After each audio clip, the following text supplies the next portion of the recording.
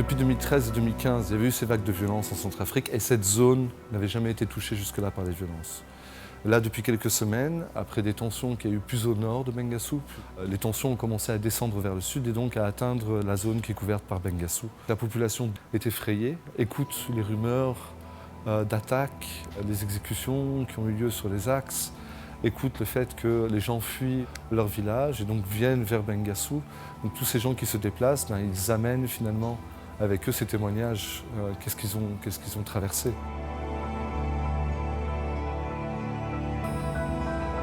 Souvent les combats ont lieu en périphérie des villages ou des villes.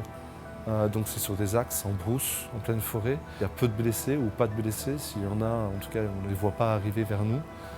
Par contre, il y a des morts. Les gens sont froidement exécutés.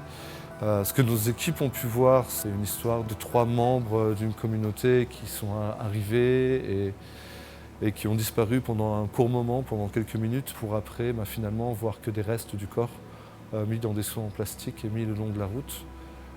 Donc voilà, là on parle, c'est vraiment la politique de la peur, c'est qu'on exécute des minorités et on va mettre en avant ce niveau de violence pour effrayer les autres. Les gens qui avaient du bétail, qui alimentaient les marchés ne viennent plus ou essaient de contourner cette zone-là. Parce que bien évidemment, s'ils sont pris par ces groupes armés, ils vont perdre leur bétail et ils vont peut-être perdre leur vie. Donc finalement, c'est tout le système économique qui se paralyse, c'est le système de survie pour cette population, parce que cette population est finalement un petit peu loin des projecteurs, c'est pas à Bangui, on est à 700 ou 800 km de Bangui, on est en pleine forêt, où les services de l'État n'arrivent pas ou peu. Donc finalement, c'est déjà une population isolée, et en plus de ça, on ajoute ce niveau de violence.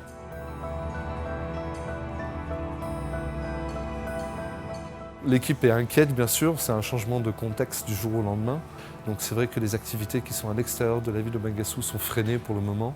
Donc ce qui est sûr, c'est qu'on rassure tout le monde qu'on est toujours présent dans l'hôpital, que nos services seront ouverts 24 heures sur 24, 7 jours sur 7.